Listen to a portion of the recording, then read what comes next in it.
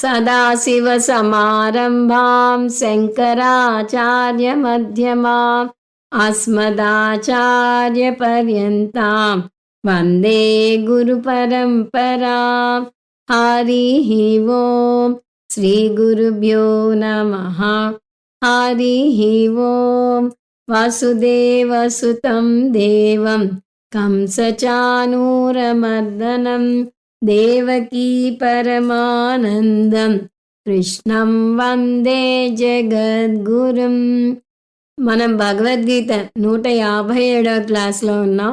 అంతకుముందు క్లాస్లో 13వ అధ్యాయం అయిన క్షేత్రజ్ఞ విభాగ యోగం ముగించుకుని దాని సారాంశం కూడా చూసాము. 14వ అధ్యాయంకి వెళ్లే ముందు ఈ అధ్యాయంలో ఒక శ్లోకం ఆధారంగా వచ్చిన కర్మ సిద్ధాంతం భాష్యం చూద్దాము. దానికి ఆధారమైన శ్లోకం 24, కొన్ని పుస్తకాల్లో 23గా ఉండవచ్చు. య ఏవం వేత్తి పురుషం ప్రకృతించ గుణైః సహ సర్వథా వర్తమానోపి న స భూయోభిజాయతే. కృష్ణ పరమాత్మ క్షేత్రజ్ఞుడు, ప్రకృతి పురుషుడు, జ్ఞానం జ్ఞేయం గురించి చెప్పాక ఎవరైతే ఈ జ్ఞానం సంపూర్ణంగా పొందుతారో వారు మోక్షం పొందుతారు అని చెప్పాడు. ముఖ్యంగా ఇక్కడ మనకు కావాల్సిన లైను నస భూయోభిజాయతే అంటే స భూయ న అభిజాయతే. అటువంటి జ్ఞానికి పునర్జన్మ ఉండదు. అంటే అతను జీవించుండగా జీవన్ముక్తి, మరణించాక విదేహముక్తి అని చెప్పాడు. మనం జ్ఞానం పొందితే విదేహముక్తి కలుగుతుంది అని చెప్పడానికి ఇలాంటి శృతి వాక్యాలే ప్రమాణం. అది ఎలా విదేహముక్తి పొందుతాడు అంటే ముందు శాస్త్రంలో మనం నేర్చుకున్న అంశం ఇక్కడ అర్థం చేసుకోవాలి. అప్పుడు దాని మీద వాదోపవాదాలు అర్థమవుతాయి. ప్రతి జీవికి 3 కర్మలు ఉంటాయి: సంచిత కర్మ, ప్రారబ్ధ కర్మ, ఆగామి కర్మ.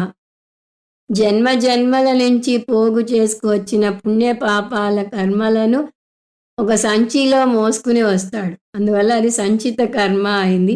దానిలోంచి కొన్ని ఫ్రక్టిఫై అయ్యి ఈ జన్మ ఏర్పడుతుంది. సో ఒక జన్మ ఏర్పడడానికి కారణం కర్మ. ప్రారబ్ధ కర్మ ఉన్నంత వరకు ఈ జన్మ కొనసాగుతుంది. ప్రారబ్ధ కర్మ క్షయం అవగానే ఈ శరీరం రాలిపోతుంది. ఆగామి కర్మలంటే ఈ జన్మలో మనం ఖాళీగా ఉండం, కర్మలు చేస్తూ ఉంటాం. ఈ జన్మలో కొన్ని కర్మఫలాలు మళ్ళీ కొత్తగా పోగవుతూ వస్తాయి. వాటిలో కొన్ని ఇప్పుడే క్షయమైపోతాయి, కొన్ని సంచిత కర్మలో పోగొడతాయి. జ్ఞానికి జ్ఞానం పొందాక సంచిత కర్మ దగ్ధమైపోతుంది, ఆగామి కర్మ అంటదు. ఎందుకంటే అతను నేను అకర్త భోక్త అని అర్థం చేసుకుంటాడు కాబట్టి. ప్రారబ్ధ కర్మ ఉన్నంత వరకు జీవితం కొనసాగుతుంది. ప్రారబ్ధ కర్మ ముగియగానే జీవితం ముగిస్తుంది. అందువల్ల దానికి మరణించే సమయానికి కర్మ బ్యాలెన్స్ 0 అవుతుంది. అందువల్ల దానికి పునర్జన్మ ఉండదు. కానీ అజ్ఞానికి సంచిత కర్మలు ఉంటాయి, ఆగామి కర్మల వల్ల వచ్చిన ఫలాలు ఉంటాయి. కాబట్టి వాటి ఆధారంగా అతనికి పునర్జన్మ ఉంటుంది. ఇది శాస్త్రం చెప్పే విషయం. దీని మీద చర్చలు చూస్తాము ఇప్పుడు. పూర్వపక్షి జ్ఞానికి జ్ఞానం రాకముందు చేసిన కర్మలు సంచిత కర్మలోకి వెళ్తాయి కదా. అంతకుముందు జన్మల కర్మలు కూడా ఉంటాయి. అంటే సంచిత కర్మలు అనేకం ఉంటాయి. అవన్నీ ఒక్కసారిగా ఎలా మటుమాయమైపోతాయి, జ్ఞానం ఎలా దగ్ధం చేస్తుంది, ఇదంతా అర్థం లేని పని అని అంటారు వాళ్ళు. ఎందుకంటే ప్రకృతి సూత్రం ఏమిటి? మనం చేసిన పుణ్యపాపాల కర్మలను మనం అనుభవించి తీరాలి. ఆఖరికి ఒక వ్యక్తి ఆత్మహత్య చేసుకుంటే అది కూడా ఒక పాపం కింద వస్తుంది.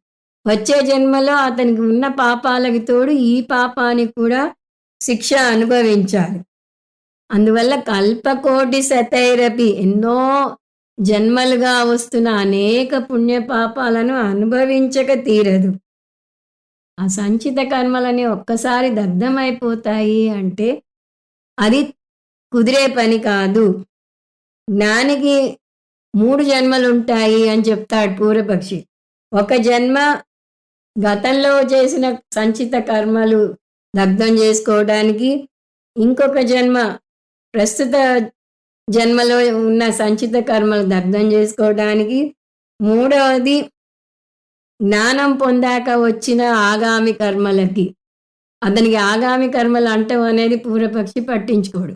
అందువల్ల జ్ఞానం పొందాక వచ్చిన ఆగామి కర్మలను లేదు మీరు 3 జన్మలు అవసరం లేదు అంటే కనీసం ఒక జన్మ తప్పదు. తక్కిన 2 వదిలేయండి పోని. కానీ ఒక జన్మ అంటక తప్పదు అంటాడు. పూర్వపక్షి చెప్పే ఇంకొక అంశం కర్మలు నాశనం అవుతాయి అని వింటే ఎవరు పుణ్యకర్మలు చేయరు. పుణ్యం చేసినా పాపం చేసినా నాశనం అవుతుంది అన్నప్పుడు పనిగట్టుకుని పుణ్యకర్మలు చేయటం ఎందుకు? అందరూ పాపకర్మలు చేస్తారు, అవి దగ్ధం అయిపోతాయని హాయిగా తిరిగేస్తారు. అంతా అల్లకల్లోలంగా ఉంటుంది పరిస్థితి. ఈ విధంగా చూస్తే శాస్త్రం అనర్థకం అవుతుంది. అందువల్ల మళ్ళీ పుట్టాడు, కర్మలని నాశనం అవుతాయనేది అర్థం లేని వాదన అంటాడు పూర్వపక్షి. దానికి శంకరాచార్యుల వారి జవాబు, ఇది అపౌరుషేయ విషయం. కర్మ గురించి మనకి వచ్చినది ముఖ్యంగా సంచిత కర్మల గురించి వచ్చినది అపౌరుషేయ విషయం. అంటే శాస్త్రంలో వచ్చింది, మనిషి మేధస్సుకు అందినది కాదు. సంచిత కర్మలు ఉన్నాయి అని మీకు ఎలా తెలిసింది? శాస్త్రం వల్లనే తెలిసింది. అలాంటప్పుడు అదే శాస్త్రం సంచిత కర్మలు దగ్ధమవుతాయి అని అంటే మీరు ఎందుకు నమ్మరు అని నిలదీస్తున్నారు శంకరాచార్యుల వారు. పైగా శాస్త్రంలో ఉన్న కొటేషన్స్ ఏది తీసుకున్నా అది తెలుస్తుంది.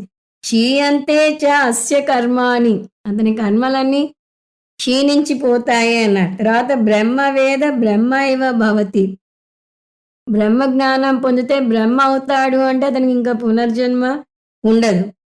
ఇషికాతులవత్ సర్వాణి కర్మాణి ప్రదూయంతే అని చాందోగ్యోపనిషత్తులో వస్తుంది. అంటే ముంజగడ్డిలాగా అంతా దగ్ధమైపోతుంది అని వస్తుంది. కాబట్టి మీ జ్ఞానాన్ని, మీ తెలివిని, జ్ఞానం పొందాక జ్ఞానికి ఏమవుతుంది అనే విషయం మీద వృధా చేయకుండా మహావాక్యాలు ఎలా అర్థం చేసుకోవాలో దానికి ఉపయోగించండి అంటున్నారు శంకరాచార్యుల వారు. అంతేకాదు, ఒక జన్మ కర్మ వల్ల వస్తుంది, జ్ఞానికి కర్మ దగ్ధం అవుతుంది కాబట్టి అతనికి పునర్జన్మ ఉండదు. అజ్ఞానికి దగ్ధం అవ్వదు కాబట్టి అతనికి పునర్జన్మ వస్తుంది. దీన్ని అన్వయ వ్యతిరేక సూత్రం అంటారు. ముందే చూసినట్టుగా జ్ఞానికి సంచిత కర్మలు నాశనం అవుతాయి, ఆగామి కర్మలు అంటవు. ఎందుకంటే అతను అహంకార రహిత కర్మ చేస్తాడు, అవి పుణ్యపాపాలను పుట్టించలేవు. జంతువులు ఎలా అయితే అవి చేసిన కర్మలకు పుణ్యపాపాలు రావో, అలా జ్ఞాని కూడా నేను చేస్తున్నాను అనే భావంతో చేయడు కాబట్టి అతనికి కూడా పుణ్యపాపాలు అంటవు. కానీ ప్రారబ్ధ కర్మ ఉంటుంది కాబట్టి ప్రారబ్ధ కర్మ అయ్యేదాకా అతను జీవించి ఉండాలి అని. అక్కడ పూర్వపక్షి మళ్ళీ వాదిస్తాడు, ఇది డబుల్ స్టాండర్డ్స్ కాదా? సంచిత కర్మ దగ్ధమవుతుంది, ఆగామి కర్మ అంటదు.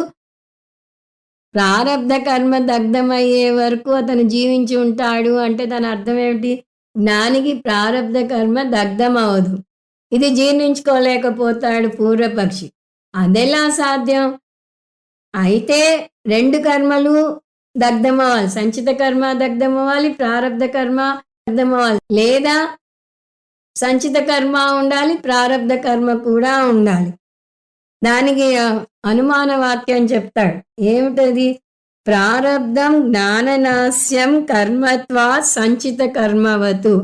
ప్రారబ్ధ కర్మ జ్ఞానం పొందగానే నాశనం అవ్వాలి. దానికి కారణం ఏంటి? హేతువు అంటారు. హేతువేంటి? సంచిత కర్మ దగ్ధమైనట్టుగా. అంటే సింపుల్‌గా చెప్పాలంటే జ్ఞానం పొందితే సంచిత కర్మ దగ్ధమవగా లేనిది ప్రారబ్ధ కర్మ ఎందుకు దగ్ధమవదు? 2 కర్మలే కదా! అంటాడు. అలా అవ్వదు అంటే ఈ వాక్యం తీసుకోండి. సంచిత న జ్ఞాననాశ్యం కర్మత్వాత్ ప్రారబ్ధవతు. సంచిత కర్మ కూడా దగ్ధమవదు జ్ఞానం పొందాక. ఎందువల్ల అంటే అది కూడా ప్రారబ్ధ కర్మలాగా కర్మే కాబట్టి. అంటే దీని అర్థం ఏమిటి? అయితే సంచిత కర్మ, ప్రారబ్ధ కర్మ 2 దగ్ధం అవ్వాలి. లేకపోతే 2 దగ్ధం అవ్వకూడదు. ఒకటయి ఒకటి అవ్వదు అంటే దాన్ని అర్ధజరతీయ న్యాయం అంటారు.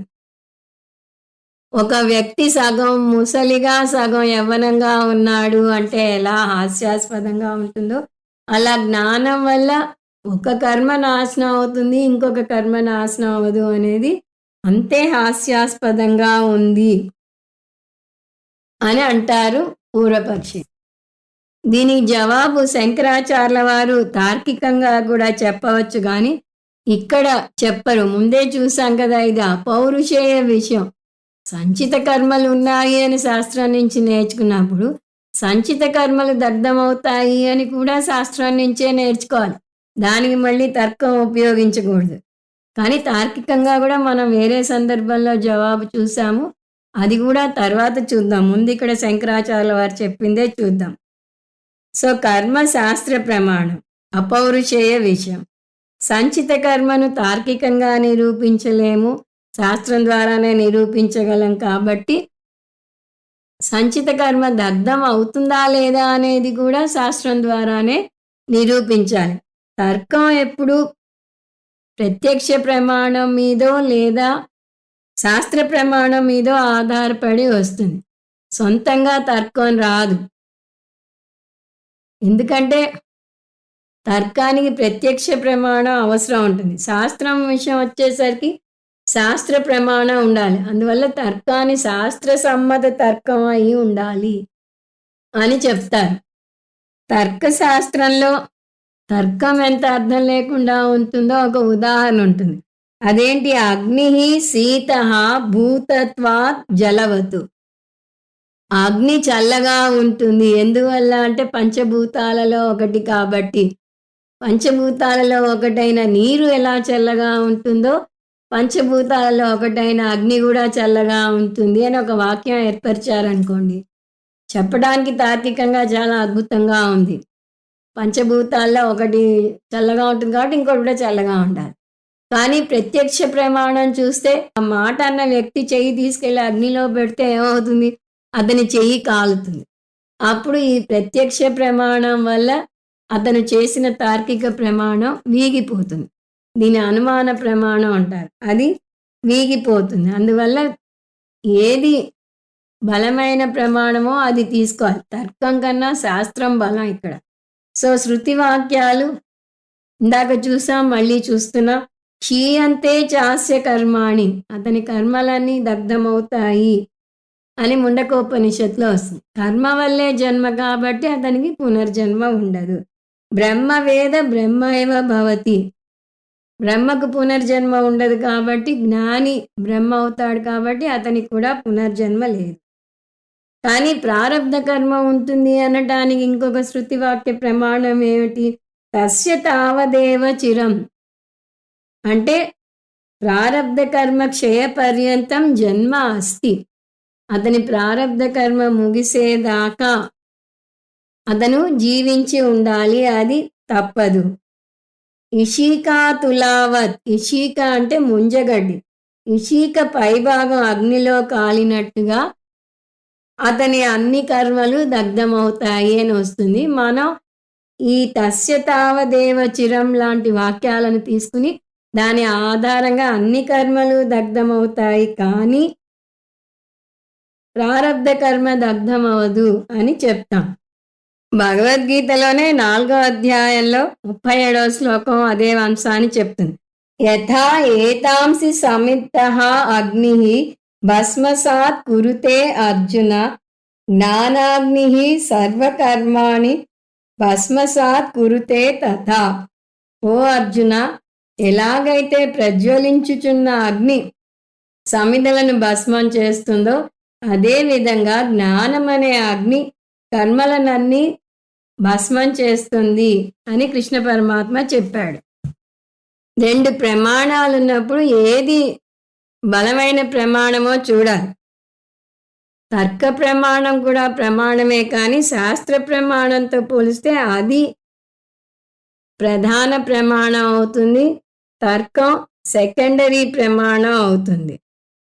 శాస్త్ర ప్రమాణాన్ని ప్రశ్నించకూడదు అని మీమాంస శాస్త్రంలో వస్తుంది. ఇందాక మనం చూసినట్టుగా అగ్ని నీటిలాగా చల్లగా ఉంది అనేది తర్క పరంగా ఎలా కుదరదో అలాగే శృతి సమ్మత తర్కం ఉండాలి. దాన్ని ఖండించే విధంగా తర్కం ఉండకూడదు. ఖండించే విధంగా ఉంటే అది శుష్క తర్కం అవుతుంది. నీరు చల్లగా ఉన్నట్టుగా అగ్ని చల్లగా ఉంటుంది అనేది శుష్క తర్కం అవుతుంది. సో శంకరాచార్యుల వారు శృతి సమ్మత తర్కం వాడాలి అంటారు. అంటే వాళ్ళు చెప్పే తర్కానికి శృతి ఆధారంగా ఉండాలి. శృతిలో ఏమనొస్తుంది? అవిద్య కామక్లేశ బీజ నిమిత్తాని కర్మాణి. కర్మలంటే ఏమిటి అంటే అవిద్య కామక్లేశ బీజ నిమిత్తాని. అంటే కర్మలకి బీజం ఏమిటి? అవిద్య కామక్లేశ. అంటే అజ్ఞానం వల్ల ఏర్పడిన కోరిక. క్లేశ అంటే మనసుని ఇబ్బంది పెడుతుంది. ఈ కోరికలు మనసుని తొలిచేస్తూ ఉంటాయి. సో ఇవి కర్మలు చేయడానికి కారణం. మనం పదే పదే చూస్తున్న అజ్ఞానం వల్ల నేను చేస్తున్నాను అనుకుంటాడు. ఆ నేను అనుకోవడం వల్ల కోరికలు పుట్టుకొస్తే, కోరికలు పుట్టుకు రావడం వల్ల కర్మలు చేస్తాడు. దానివల్ల పుణ్యపాపాలు వస్తాయి, సుఖ దుఃఖాలు కలుగుతాయి, పునరపి జననం పునరపి మరణం పొందుతాడు. అది సంసారం అని చూసాం. సో వీటన్నిటికీ మూల కారణం ఏమిటి? అవిద్య. అవిద్య అంటే అజ్ఞానం. జ్ఞానం పొందేసరికి ఈ అవిద్య అనే మూల కారణం పోతుంది. కారణం పోతే కార్యం ఆటోమేటిక్గా పోతుంది. కారణం నుంచి వచ్చిన కార్యం పోతుంది. కారణనాశే కార్యనాశ అంటారు. సో అవిద్య అభావే జన్మ అభావ. ఈ పునరపి జననం పునరపి మరణంకి మూల కారణమైన అజ్ఞానం ఎప్పుడైతే పోతుందో అప్పుడు మళ్ళీ ఈ జన్మలు రావు. అవిద్య అభావే జన్మ అభావ. సో భగవద్గీతలో కూడా కృష్ణ పరమాత్మ అదే చెప్తాడు. అహంకారంతో కూడిన కర్మలే పుణ్యపాపాలను కలగజేస్తాయి అని. అదే జ్ఞాని ఏమంటాడు? నైవ కించిత్ కరోమీతి. అతను తింటున్నా, తాగుతున్నా, పడుకున్నా, ఏ పని చేస్తున్నా కూడా నేను చేయటం లేదు, నేను ఆత్మను అని అర్థం చేసుకుంటాడు. కానీ అజ్ఞాని ఎలా ఉంటాడు? అహంకార విమూఢాత్మ కర్తాహమితి మన్యతే. అహంకారంతో మమేకం చెందిన విమూఢుడు, అజ్ఞానిని విమూఢుడు అని తిడుతున్నాడు కృష్ణ పరమాత్మ. మూఢ ప్రమూఢ అని ఉపనిషత్తుల్లో కూడా వస్తుంది. ఇక్కడ కృష్ణ పరమాత్మ విమూఢ అంటున్నాడు. ఈ విమూఢుడు అహంకారంతో మమేకం చెందటం వల్ల కర్తాహమితి మన్యతే. నేను చేస్తున్నాను, నేను చేస్తున్నాను అని దానితో మమేకం చెందుతాడు. అదే జ్ఞాని విషయం తీసుకుంటే గుణాగుణేషు వర్తంతే ఇతి మత్వా న సజ్జతే. జ్ఞానికి తెలుసు ఈ గుణాలన్నీ అనాత్మకు చెందినవి, నాకు చెందవు. హంతీన నిబధ్యతే అంటాడు కృష్ణ పరమాత్మ. అంటే జ్ఞాని చంపినా కూడా అతనికి ఆ పాపం అంటదు అని. అంటే జ్ఞాని నేను చేస్తున్నాను అని అహంకారంతో చేయడు కాబట్టి అతనికి అవి అంటదు. అవి అంటదు అని చెప్పడానికి శాస్త్రం ఇచ్చే ఉదాహరణ జ్ఞానిని వేయించిన గింజతో పోలుస్తారు. వేయించిన గింజ తినటానికి బాగుంటుంది, కానీ దాన్ని ఎంత సారవంతమైన నేలలో పాతి పెట్టినా కూడా అది మొక్క మొలవదు. దీన్ని పూర్వపక్షి ఖండిస్తాడు. అతని వాదన చాలా తార్కికంగా ఉంటుంది గాని ఒక్కోసారి ఆలోచించకుండా చేస్తాడు ఆ వాదన. అంటే శృతి సమ్మత తర్కం ఉపయోగించాడు అతను. శృతి సమ్మత తర్కం లేకపోతే ఎంత సిల్లీగా ఉంటుందో మన అగ్ని గురించిన ఉదాహరణ ఇంతకు ముందే చూసాం. అందువల్ల ఇతను ఏమంటాడు, సరే జ్ఞానం వచ్చాక అతను వేయించిన గింజలా ఉన్నాడంటారు, బానే ఉంది. కానీ జ్ఞానం రాకముందు సంగతి ఏమిటి? సంచిత కర్మలు వేయించిన గింజల్లాగా అవ్వవు కదా. సంచిత కర్మలు దగ్ధమయ్యాయి అని చెప్పడానికి మీకు ప్రూఫ్ ఏముంది అని మళ్ళీ అడుగుతాడు. శంకరాచార్యుల వారు శృతి సమ్మత తర్కం ఉపయోగించాలి, శృతి సపోర్ట్ లేదని ఎవరన్నారు అంటారు. ఇప్పుడే చూసాం, మన కృష్ణ పరమాత్మే చెప్పాడు. ఏమని? స భూయః నా అభిజాయతే అన్నాడు. అతను మళ్ళీ పుట్టాడు, అతను ఎవరు? జ్ఞాని అని చెప్పాడు అని అంటారు. ఇక్కడ శాస్త్రమే జ్ఞానాగ్ని సర్వకర్మాని భస్మాత్ కురుతే అని చెప్పింది. కాబట్టి అన్ని కర్మలను దగ్ధం చేస్తుంది అని శాస్త్రమే చెప్పింది. అంతకన్నా మీకేం ప్రూఫ్ కావాలి అని శంకరాచార్యుల వారు అంటారు. అయినా పూర్వపక్షి ఒప్పుకోడు. సర్వకర్మాణి అంటే మొత్తం అన్ని కర్మలు అని తీసుకోకూడదు. ఉదాహరణకి మీరందరూ భోజనానికి రండి అంటే ప్రపంచంలో ఉన్న అందరూ కాదు, ఎదురుకుండా ఎవరైతే ఉన్నారో వారందరూ రమ్మని అర్థం వస్తుంది. కాబట్టి అన్నీ దగ్ధమవుతాయి అంటే ఆగామి కర్మలు మాత్రమే దగ్ధమవుతాయి, సంచిత కర్మలు దగ్ధం అవ్వవు అని అర్థం చేసుకోవాలి అని పూర్వపక్షి అంటాడు. ఆ ఆగామి కర్మలు మంచివని, చెడు అవని, పెద్దవని, చిన్నవని అవన్నీ దగ్ధమవుతాయి, సంచిత కర్మలు దగ్ధమవు అని మళ్ళీ అదే పాట పాడతాడు పూర్వపక్షి.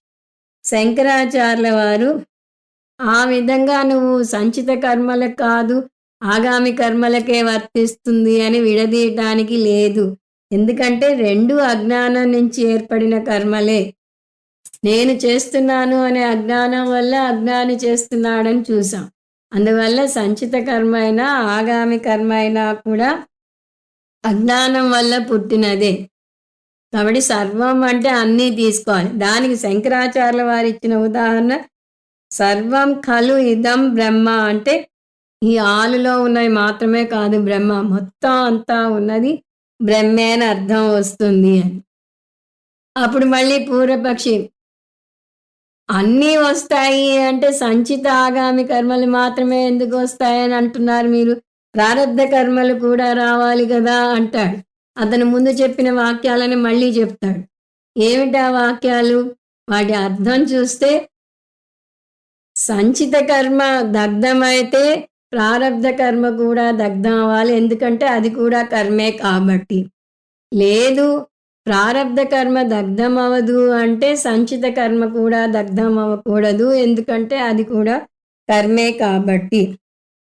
దానికి శంకరాచార్యుల వారి జవాబు అన్ని కర్మలు దగ్ధమవుతాయిలో సంచిత కర్మ కూడా దగ్ధం అవుతుంది అని చెప్పడానికి నాకు ప్రూఫ్ ఉంది, కానీ నీకు ప్రూఫ్ లేదు అని అంటారు.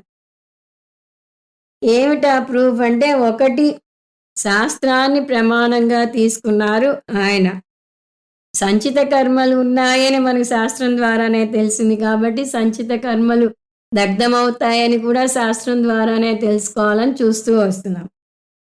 రెండవది సంచిత ప్రారబ్ధ ఆగామి కర్మల యొక్క లక్షణం చూస్తే సంచిత ఆగామి కర్మలు ఒక తరహా కర్మలు, ఒక కోవకి చెందిన కర్మలు. ప్రారబ్ధ కర్మ ఇంకొక కోవకి చెందిన కర్మలు. ఏమిటా భేదం అంటే సంచిత కర్మలు ఆగామి కర్మలు అవి ఫ్రక్టిఫై అవని కర్మలు. ఆగామి కర్మల్లో కొన్ని క్షయమవుతాయి, కొన్ని పోయి సంచిత కర్మల్లో చేరుతాయని చూసాం. అంటే ఇవి సంచిలో పోగుబడి ఉంటాయి, ఈ జన్మలో అవి ఫ్రక్టిఫై అవ్వవు. కాబట్టి ఈ సంచిత కర్మలు ఆగామి కర్మలు సంచిలో ఉంటాయి, అవి ఫ్రక్టిఫై అవ్వవు. అవి ఒక పద్ధతి. ప్రారబ్ధ కర్మ అంటే ఫ్రక్టిఫై అయిన కర్మ.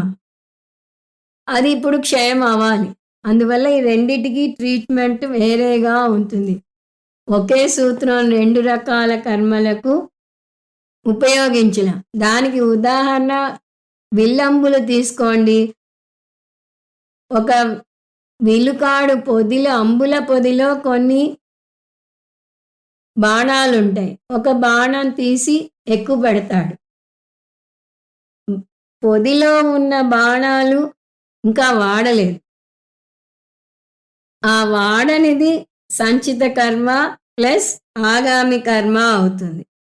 అదే అందులోంచి తీసి వాడిన బాణం, ఎక్కుపెట్టి వదిలిన బాణం, ఒక లేడీని చంపడానికి వాడిన బాణం లేడీలోంచి దూసుకుని ఇంకా ముందుకు సాగిపోతుంది.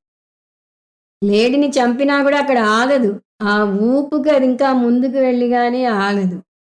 మన డే టు డే ఉదాహరణలు చూస్తే ఒక సైకిల్ చాలాసేపు తొక్కాక మీరు ఆపినా కూడా ఆ పెడల్ ఇంకా తిరుగుతూనే ఉంటుంది. ఫ్యాను చాలాసేపు తిరిగాక ఆపినా కూడా ఆ రెక్కలు ఇంకా తిరుగుతూనే ఉంటాయి. ఇందులో ప్రతి పదము ముఖ్యమే. ఎందులో ఎక్కుపెట్టి వదిలిన బాణం లేడిని చంపాక కూడా ముందుకు దూసుకు వెళుతుంది ఆ ఊపు వల్ల అన్నాము. ఈ వాక్యంలో ప్రతి పదము ముఖ్యమే. ఎక్కుపెట్టి వదిలిన బాణం దాని లక్ష్యాన్ని చేరుకున్నాక కూడా ఇంకా ముందుకు సాగుతుంది. అదేవిధంగా జ్ఞానం పొందాక కూడా ప్రారబ్ధ కర్మ ఇంకా కొనసాగుతుంది. అంటే ఆ కర్మ యొక్క మూమెంటం ఆగదు అని దాని అర్థం. అందువల్ల జ్ఞానికి ఇంకా జీవించటం అవసరం లేకపోయినా కూడా ప్రారబ్ధ కర్మ కొనసాగుతుంది కాబట్టి అతను కొనసాగుతాడు. కానీ అతనికి ప్రారబ్ధ కర్మ కూడా అంటదు అని మనం చూస్తాం. సో శృతియుక్తి ప్రమాణాలు చూస్తే ప్రారబ్ధ కర్మ కొనసాగుతుంది, సంచిత ఆగామి కర్మలు కొనసాగవు అని అర్థమవుతుంది. ముక్త ఇషువత్ అంటే వదిలిన బాణంలాగా ప్రారబ్ధ కర్మ ఉంటుంది అని చెప్తోంది. అనుభవ ప్రమాణం కూడా నాకు జ్ఞానం కలిగింది అని అర్థం అవుతుంది. అయినా అతనికి ప్రారబ్ధం కొనసాగుతుంది. అతనికి ఉన్న కాళ్ళు నొప్పులు, అతనికి ఉన్న అనారోగ్యం, అతనికి ఉన్న సమస్యలు ఏమీ ఆగిపోవు. అవి కొనసాగుతాయి. అందువల్ల అనుభవ ప్రమాణం తీసుకున్నా, ప్రత్యక్ష ప్రమాణం తీసుకున్నా కూడా ప్రారబ్ధ కర్మ కొనసాగుతోంది అని తెలుస్తూనే ఉంది. అదే బాణం విషయం తీసుకుంటే అది అంబుల పొదిలో ఉన్న విల్లు మీద పెట్టి ఎక్కుపెట్టకపోయినా దాని ఫలితం ఉండదు. కానీ అది వదిలాక ఇంకా అతని చేతిలో ఏమీ ఉండదు. అతను లేడి పిల్ల అనుకుని బాణం తీసి ఎక్కుపెట్టి వదిలాడు.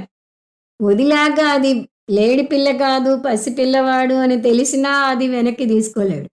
అతనేమీ అక్కడ చేయలేడు. ఆ బాణం అలా దూసుకు వెళ్లాల్సిందే. అతను అందులో నిస్సహాయుడు. అలా సంచిత ఆగామి కర్మలు అంబుల పొదిలో ఉండి ఏమీ హాని ఎలా చేయవో అలా జ్ఞానికి ఇవి హాని చేయవు, అవి దగ్ధమవుతాయి. కానీ ప్రారబ్ధ కర్మ ఎక్కుపెట్టిన బాణంలాగా కొనసాగుతూనే ఉండాలి. ప్రారబ్ధం అయ్యాక విదేహముక్తి కలుగుతుంది. ఇంతవరకు మనం శాస్త్ర ప్రమాణం ద్వారా చూసాము జవాబులు. శాస్త్రం అపౌరుషేయం ఇక్కడితో ఈ విధమైన ఖండన అయిపోయింది. ఇంతకుముందు ఏమన్నా తార్కికంగా కూడా ఇది నిరూపించవచ్చు, అది వేరే సందర్భంలో చెప్పాడు, ఆ తర్వాత చూద్దాం అన్నా. ఇప్పుడు తార్కికంగా చూద్దాం. ఒకవేళ తర్కం వాడకపోతే వీళ్ళకి తర్కం తెలీదు అందువల్ల వాడలేదు అనుకుంటారు ఎదుటి వాళ్ళు. అందువల్ల తర్కపరంగా కూడా మనం చూస్తున్నాం. పూర్వపక్షి అంతకు ముందు ఏమన్నాడు? సంచిత కర్మ నాశనం అయితే ప్రారబ్ధ కర్మ కూడా నాశనం అవ్వాలి, 2 కర్మలే కాబట్టి అన్నాడు. అలాగే ప్రారబ్ధ కర్మ నాశనం అవ్వకపోతే సంచిత కర్మ కూడా నాశనం అవ్వకూడదు, 2 కర్మలే కాబట్టి అన్నాడు. ఇప్పుడు వాటికి జవాబు చూస్తే, జ్ఞానం పొందాక కూడా జ్ఞాని యొక్క సంచిత కర్మలు దగ్ధం అవ్వకపోతే అతనికి మోక్షం ఎలా వస్తుంది? మోక్షం అంటే నిత్యం అని అన్ని దర్శనాలు ఒప్పుకుంటాయి. ఆ నిత్యమైన మోక్షం ఎలా వస్తుంది? సంచిత కర్మలుంటే అతను మళ్ళీ పునర్జన్మ పొందక తప్పదు. కాబట్టి అతని సంచిత కర్మలు గూడా దగ్ధం అవ్వాలి. 2 జన్మలు, 3 జన్మలంటూ ఉండవు. ఇది సంచిత కర్మ గురించి. ఇక ప్రారబ్ధ కర్మ విషయం తీసుకుంటే,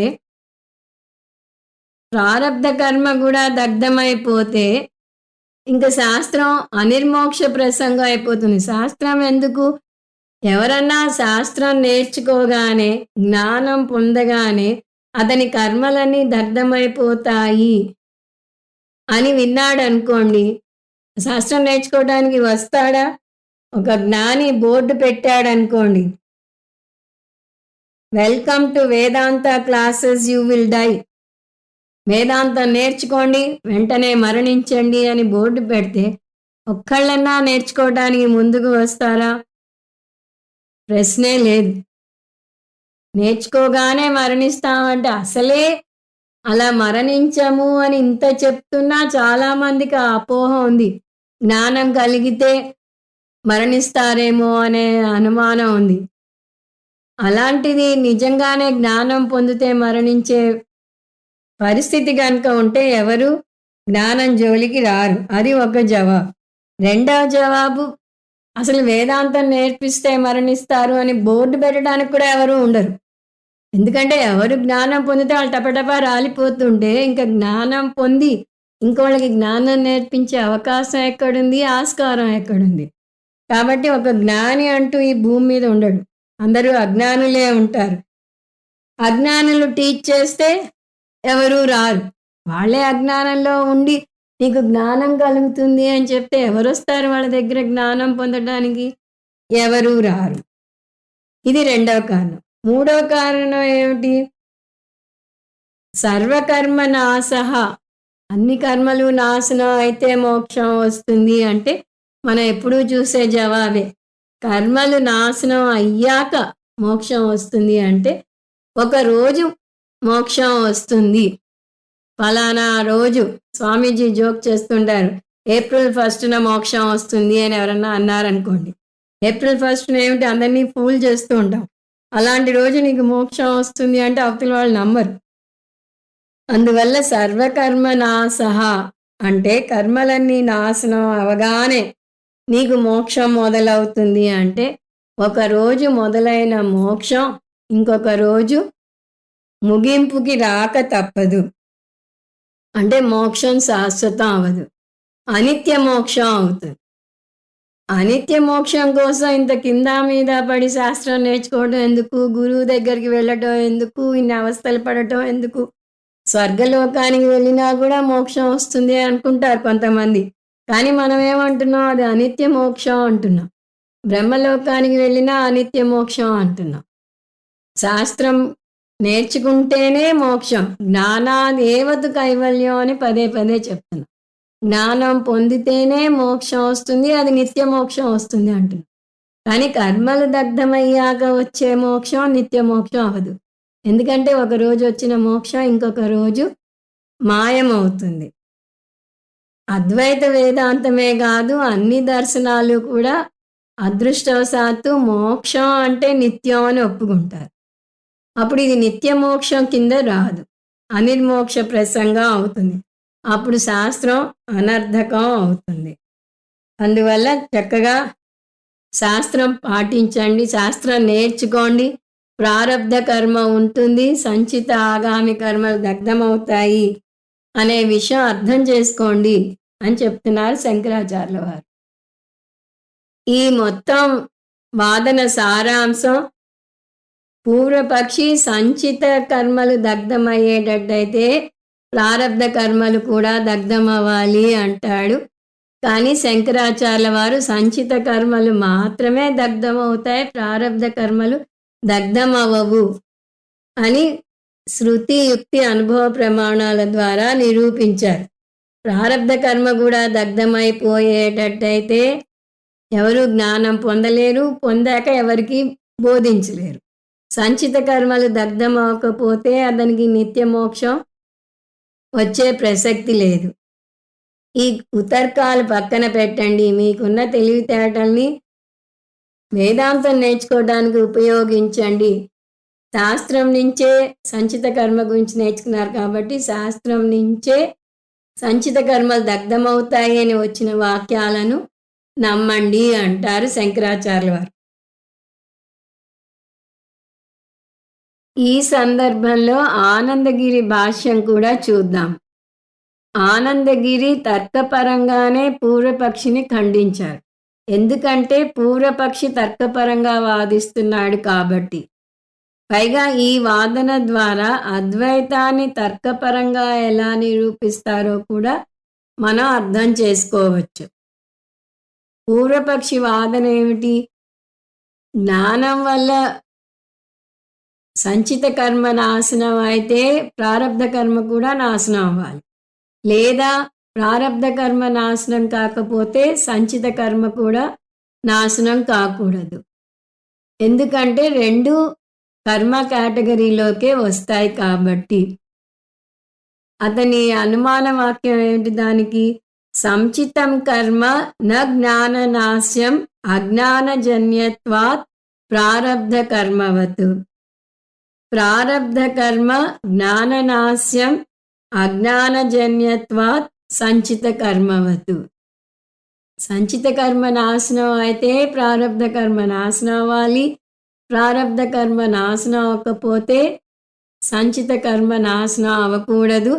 ఎందువల్లనంటే రెండు కర్మ కేటగిరీలోకే వస్తాయి కాబట్టి. దానికి శంకరాచార్యుల వారు ఇచ్చిన జవాబు, ప్రారబ్ధ కర్మ మొదలైంది, దాన్ని ఎక్కుపెట్టిన బాణంతో పోల్చారు. ఎక్కుపెట్టి వదిలిన బాణం వెనక్కి తీసుకోలేం. అది గురి చూసి కొట్టాక లక్ష్యం చేరాక కూడా ముందుకు సాగుతుంది, మూమెంటం ఉండటం వల్ల. సంచిత కర్మ మొదలవలేదు కాబట్టి అది నాశనం అవుతుంది అని చెప్పారు. దానికి ఆనందగిరి, మీ అనుమాన వాక్యంలో హేతువు అసంపూర్ణంగా ఉంది అంటారు. తప్పు అనటం లేదు, హేతువు కరెక్టే, కానీ ఆ హేతువు పూర్తిగా చెప్పబడలేదు, అసంపూర్ణంగా ఉంది. దీని తర్కశాస్త్రంలో సోపాధికత్వ దోష అంటారు. అజ్ఞానజన్యత్వాత్ అనే ఈ హేతువు కరెక్టే గాని అసంపూర్ణంగా ఉంది, దీనికి ఒక క్లాజ్ కలపాలి అంటారు. ఏమిటది? అజ్ఞానజన్యత్వే సతి అనారబ్ధ ఫలత్వాత్. అనారబ్ధ ఫలం అంటే ఇంకా ఫ్రక్టిఫై అవ్వలేదు. ఈ మాట సంచిత కర్మకు సరిపోతుంది. సంచిత కర్మ ఎందుకు నాశనం అవుతుంది అంటే అది అజ్ఞానజన్యం ప్లస్ ఇంకా ఆరంభ ఫలం కాదు. మనం అంతకుముందు చూసాం, అంబుల పొదిలో ఉన్న బాణాలు సంచిత కర్మతో పోల్చబడ్డాయి. అందువల్ల ఈ సంచిత కర్మ ఇంకా ఆరంభం అవలేదు కాబట్టి అది జ్ఞానం పొందితే నాశనం అవుతుంది.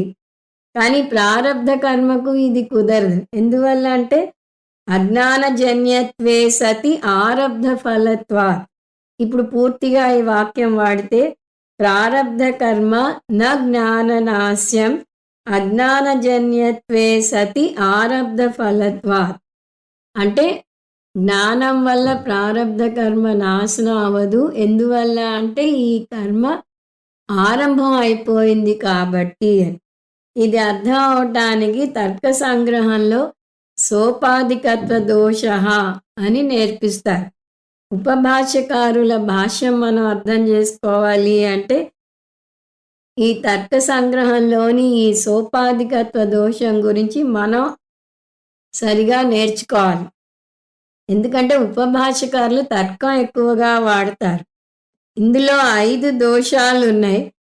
వాటిలో మనం ఒక దోషమే చూస్తున్నాం, అది హేతువుకు సంబంధించిన దోషం.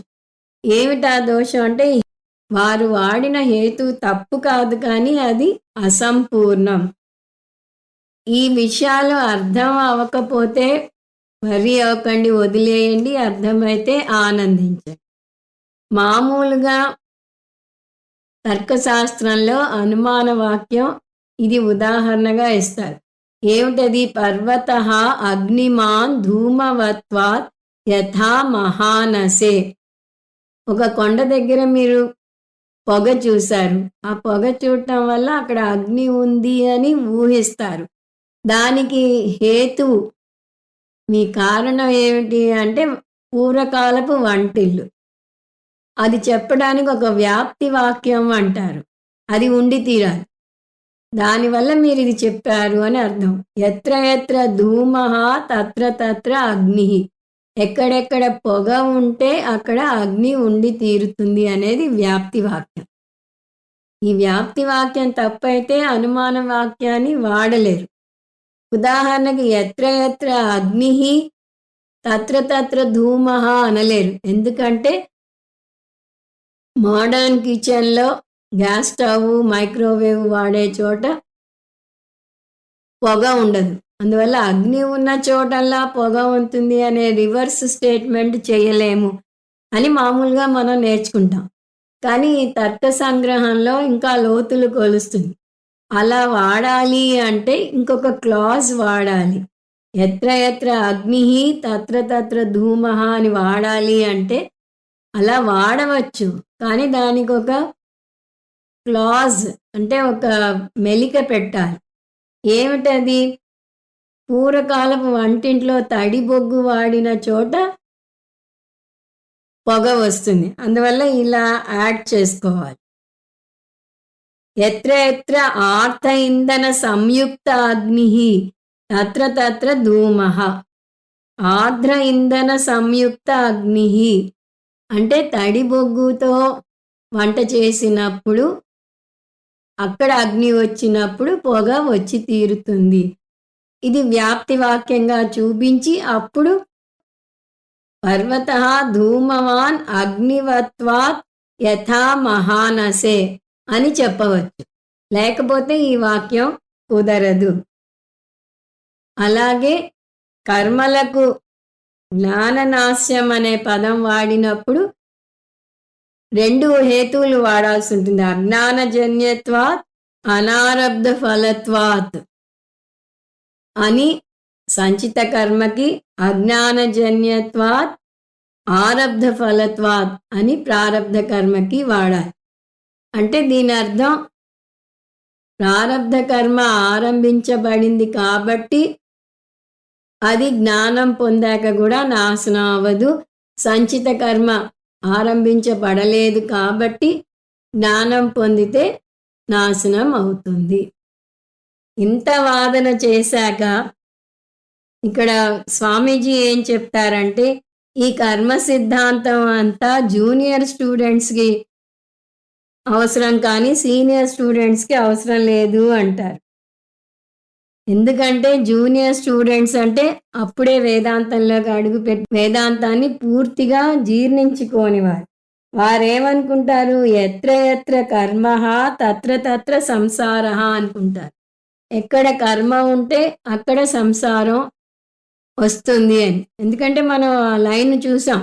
అజ్ఞానం వల్ల నేను చేస్తున్నాను అనుకుంటాము. అందువల్ల కోరికలు పుడతాయి. కోరికలు తీర్చుకోవడానికి కర్మలు చేస్తాం. కర్మలు చేయటం వల్ల పుణ్యపాపాలు వస్తాయి. పుణ్యపాపాల వల్ల సుఖదుఖాలు అనుభవిస్తాం. సుఖదుఖాలు అనుభవించడానికి పునరపి జననం పునరపి మరణం వృత్తంలో పడి తిరుగుతూ ఉంటాం. కాబట్టి కర్మ వల్లనే సంసారంలో పడి అవస్థపడుతున్నాం. కర్మ వల్లనే జన్మ వస్తోంది. అందువల్ల ఈ 3 కర్మల గురించి నేర్చుకోవాలి, ఇవి దగ్ధం అవ్వడానికి ప్రయత్నం చేయాలి అని జూనియర్ స్టూడెంట్ అనుకుంటాడు. కానీ జ్ఞానం పొందిన సీనియర్ స్టూడెంట్ ఏమనుకుంటాడు, లేదా ఉత్తమ అధికారి ఏమనుకుంటాడు? ఎప్పుడైతే జ్ఞానం పొందుతాడో అప్పుడు అతను నేను అహంకారాన్ని కాను, నేను ఆత్మను అని అర్థం చేసుకుంటాడు. ఈ కర్మలన్నీ శరీరత్రయానికి చిదాభాసకి చెందుతాయి, లేదా అహంకారానికి చెందుతాయి, నాకు చెందవు. నైవ కించిత్ కరోమీతి అనుకుంటాడు అని చూసాం. నేను ఏమీ చేయటం లేదు, కాబట్టి కర్మ నాశనం అవుతుందా లేదా అనే డిస్కషనే నాకు అనవసరం అంటాడు. అతని ఉద్దేశంలో అన్నీ మిథ్య, అన్నింటినీ మిథ్యగా కొట్టివేస్తాడు. మాండూక్యోపనిషత్తులో చూస్తాం, జ్ఞానం పొందాక నా నిరోధో నా చోత్పత్తి అని వస్తుంది. అంటే అక్కడ అద్వైతం పదం కూడా వాడలేము అంటారు. ఎందుకంటే అద్వైతం వాడితే ద్వైతం అనాలి, సత్యం అంటే మిథ్య అనాలి, సాధకుడు అంటే సాధ్యం రావాలి. అలా రెండేసి పదాలు జంట పదాలుగా రావాలి. అవేమీ వాడలేం. అందువల్లే జ్ఞాని నీకు పునర్జన్మ లేదు అని అంత ఖచ్చితంగా ఎలా చెప్పగలవు అంటే పెద్దగా నవ్వుతాడు. నాకు అసలు ఈ జన్మ ఉంటే కదా పునర్జన్మ సంగతి ఆలోచించడానికి అంటాడు. ఆత్మనైన నాకు చావు పుట్టుకలు లేవు. ఈ పుట్టుకే లేదు, పుట్టుకే లేకపోతే సంసారమే లేదు, సంసారమే లేకపోతే కర్మ వల్ల సంసారం ఏర్పడుతోంది అనుకునే పొరపాటే లేదు. అజ్ఞానమే లేదు, అజ్ఞానాన్ని కూకటి వేళతో సహా ఈ జ్ఞానం తొలగించి వేసింది. అందువల్ల జ్ఞానికి ఈ బాధలేవీ లేవు. ఈ డిస్కషన్ కూడా అవసరం లేదు. వచ్చే జన్మ ఉంటుందా లేదా, సంచిత కర్మ తనకి దగ్ధమవుతుందా లేదా అనే సందేహమే లేదు. అతను త్రిపుటి నుంచి ద్విపుటికి వచ్చి ఏకాత్మలో నిలబడ్డాడు.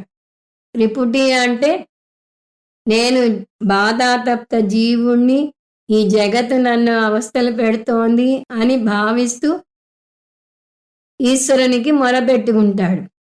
శాస్త్రానికి వచ్చాక త్రిపుటి నుంచి ద్విపుటికి రమ్మంటుంది. అంటే ఉన్నదంతా రెండే, ఆత్మ అనాత్మ, ఆత్మ సత్యం, అనాత్మ మిథ్య. ఏకాత్మ అంటే అనాత్మని మిథ్యగా కొట్టివేస్తే మిగిలేది ఏదైతే ఉందో అది అద్వైతం. చైతన్యపరంగా ఆత్మ పరమాత్మ ఒకటే అనే జ్ఞానం పొందుతాడు. ఎప్పుడైతే ఆ జ్ఞానం పొందుతాడో అప్పుడే జీవన్ముక్తిని అనుభవిస్తాడు. అతని కర్మ బ్యాలెన్స్ 0 అవుతుంది కాబట్టి విదేహముక్తి పొందుతాడు. 0 ఎలా అవుతుంది మళ్ళీ ఒకసారి చూస్తే, అతని జ్ఞానాగ్ని వల్ల సంచిత కర్మలు దగ్ధమవుతాయి. జ్ఞానం పొందటం వల్ల అహం కర్త అహం భోక్త అనే భావన తొలుగుతుంది. ఆగామి కర్మల పుణ్యపాపాలు అతన్ని చెలింపజేయలేవు. జ్ఞానం పొందక ముందు వచ్చిన ఆగామి కర్మలు సంచిత కర్మలోకి వెళ్తాయి, అవి కూడా దగ్ధమవుతాయి. జ్ఞానం పొందాక ఆగామి కర్మలు అంటావు. ప్రారబ్ధ కర్మ ఉన్నంత వరకు అతని జీవితం ఉంటుంది. అది క్షయం అవగానే ఈ శరీరం రాలిపోతుంది. ఆత్మ అయిన అతనికి మరణం లేదు, ఈ జన్మ లేదు, మరు జన్మ లేదు. సో జీవభావ నుంచి విడివడటమే మోక్షం, జీవభావంలో ఉండటమే సంసారం. అందువల్ల మోక్షం, అజ్ఞానం, జీవభావ, కర్మ ఇవన్నీ జ్ఞానికి అసందర్భంగా తోస్తాయి. అంటే సీనియర్ స్టూడెంట్కి అసందర్భంగా తోస్తాయి. జూనియర్ స్టూడెంట్కి ఈ 3 కర్మల గురించిన వివరణ అవసరం. ఈ డిస్కషన్, ఈ చర్చ అంతా వివేక చూడామణిలో అపరోక్ష అనుభూతిలో వస్తుంది. సో ఒక్క ముక్కలో చెప్పాలి అంటే జూనియర్ స్టూడెంట్కి మోక్షం అంటే కర్మ నాశనం అవటం, సీనియర్ స్టూడెంట్కి మోక్షం అంటే జీవభావ నాశనం అవటం.